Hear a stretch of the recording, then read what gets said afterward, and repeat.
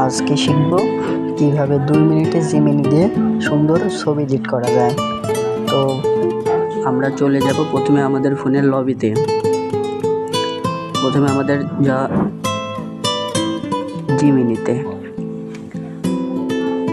Gemini বলতে আমাদের সবার ফোনেই পাওয়া যায় গুগল অ্যাসিস্ট্যান্ট। আমার ফোনে আছে, তোমরাও অবশ্যই অ্যাসিস্ট্যান্ট না থাকলে জিমিনি ডাউনলোড দিয়ে নেবে। তো আমরা অ্যাসিস্ট্যান্টে চলে যাচ্ছি।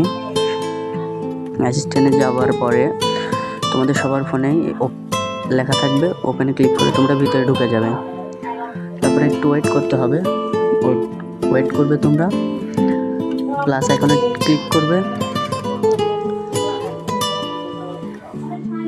তোমাদের বোঝার খাতিরে আমি রেড কালি দিয়ে তোমাদেরকে বুঝিয়ে দিচ্ছি।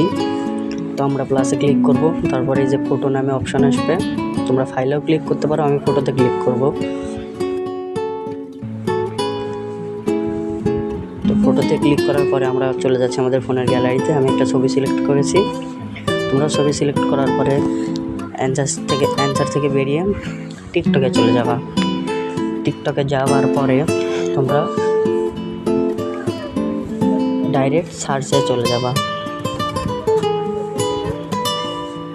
যাবার পরে এই জায়গায় লিখতে হবে, তোমরা যদি ডুয়েট ফটো বানাতে চাও, ডুয়েট ফটো প্রম্পট আমি সিঙ্গেল ফটো বানাচ্ছি, তাই সিঙ্গেল ফটো প্রম্পট লিখে সার্চ দিব। তোমরাও সিঙ্গেল বা ডাবল লিখে সার্চ দিতে পারো। ডাবল লিখলে তোমাদের দুজনের ছবি তোমরা তৈরি করতে পারবে। পরের ভিডিওতে আমরা ডাবল ফটো তৈরি করা শিখব। এখানে আসার পর তোমার যেই ছবিটি পছন্দ হবে ছবিটিতে ক্লিক করবা। আমার এই ফুটবলের লোগোওয়ালা ছবিটি পছন্দ হয়েছে, আমি এটাতে ক্লিক করলাম। তো এটার জন্য আমাদের প্রয়োজন এর প্রম্পট। কমেন্টে চলে যাবো। তোমরা কমেন্টে যাবার পরে তোমরা উপরের দিকে স্ক্রল করবা। স্ক্রল করতে করতে দেখবা প্রম্পট দেওয়া আছে। আমি প্রম্পট পেয়ে গেছি। এটার উপরে চাপ দিয়ে ধরলেই কপি লেখা আসবে, আমি কপি করে নিচ্ছি। তোমাদেরকেও দেখিয়ে দিচ্ছি কপি কোথা থেকে করতে হয়।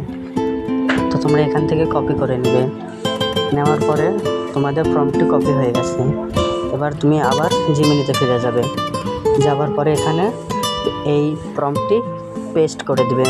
এখানে চাপ দিয়ে ধরলে পেস্ট নামে অপশন আসবে, সেখানে ক্লিক করলেই তোমার প্রম্পটটি পেস্ট হয়ে যাবে।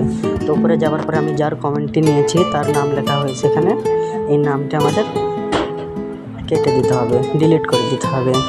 তো আমি কিবোর্ড থেকে এই নামটি ডিলিট করে দিচ্ছি, তোমরাও কিন্তু অবশ্যই ডিলিট করে দিবা। তো আমি এখানে তীর চিহ্ন একটা অপশন আছে, সেখানে আমি ক্লিক করে দিলাম। আমার ফটোটি তৈরি হচ্ছে, একটু ওয়েট করতে হবে। আমি আমার এই ছবিটি চয়েস করেছি, এখানে আমার ছবিটি তৈরি হয়ে গেছে। দেখো আমার মুখ কিন্তু চেঞ্জ হয়নি। তো এই ছবিটা আমি গ্যালারিতে নিয়ে যাব। নিচে সেভ অপশন নামে একটা অপশন আছে, সেই সেভে আমি ক্লিক করব। ছবিটি আমার গ্যালারিতে চলে গেছে, দেখাচ্ছি। আমি গ্যালারিতে গেলেই আমি আমার ছবিটি পেয়ে যাব। এই যে প্রথমেই গ্যালারিতে আমার ছবি চলে এসেছে। এটা দিয়ে তোমরা ক্যাপকাট থেকেও নানা ধরনের ভিডিও বানাতে পারো এবং অন্য অ্যাপ থেকেও তৈরি করতে পারো। তো